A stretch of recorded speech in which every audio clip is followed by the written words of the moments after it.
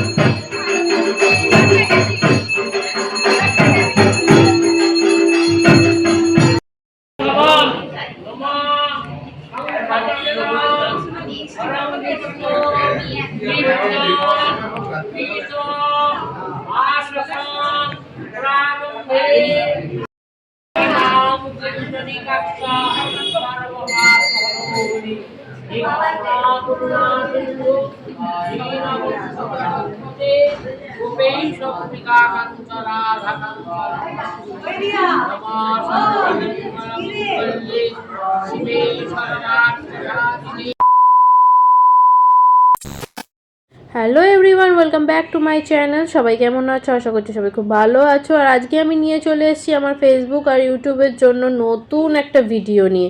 আজকে হচ্ছে মহা অষ্টমীর সকাল থেকে দেখতেই পেলে আমাদের কি হয়েছে। সকাল থেকে হয়েছে আরতি, তারপর হয়েছে পুষ্পাঞ্জলি, এবার হবে হচ্ছে ধুনো পোড়া। তো আমি তোমাদের সাথে বেশি কথা না বলে চলো তোমাদের সাথে শেয়ার করি। তো আমার আগের বছর ভিডিওতেও তোমরা দেখেছিলে যে ধুনো পোড়াটা কী, তো সেইটাই এখন চলছে। তো চলো এখন আমি ছোট ছোট ক্লিপগুলো তোমাদের সাথে শেয়ার করতে থাকি।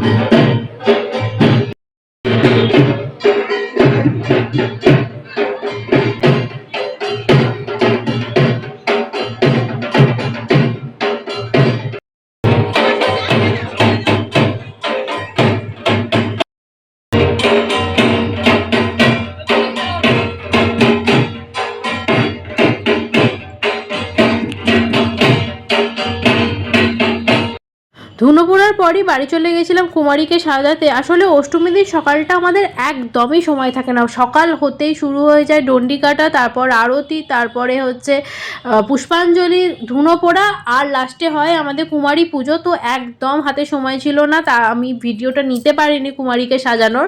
তো এখানে রেডি করে কুমারীকে নিয়ে চলে এসেছি। তো দেখো এখন হচ্ছে পুজো।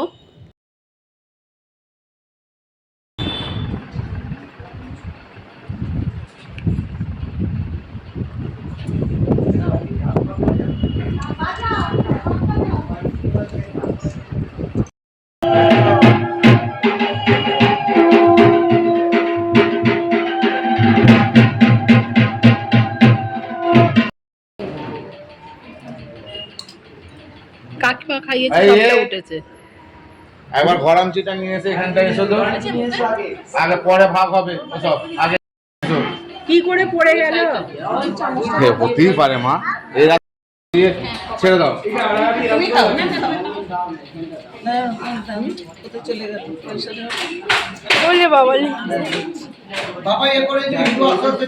না, আর এই যে আমাদের মিষ্টি কুমারীটাকে দেখতে পাচ্ছ, এর সত্যিই খুব মিষ্টি, এত শান্ত আর এত ধৈর্য সহকারেও বসে থাকে। সবাই যে ওকে এত মিষ্টি খাইয়েছে, একটুও বিরক্ত হয়নি। মাঝে মাঝে একটু কষ্ট হচ্ছিল, কারণ এত মিষ্টি খাওয়াচ্ছিল সবাই।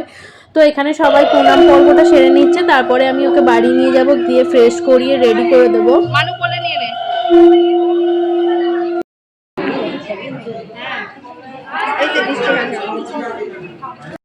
চারটা বাজাও।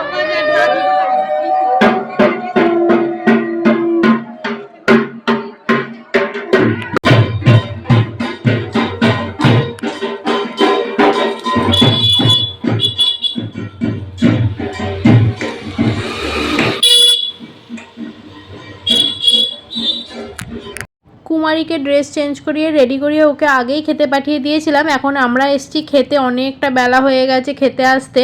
তো আজকে সকালে আমি একটুও রেডি হতে পারিনি, শুধুমাত্র নতুন জামাটা পরে পুষ্পাঞ্জলিটা দেওয়ার জন্য নতুন জামাটা পরেছি, কিন্তু আমি একটুও সাজুগুজু করিনি। বিকালবেলা আমি একটু সাজুগুজু করব, তো সেই ব্লগটা নিয়ে খুব তাড়াতাড়ি আসছি।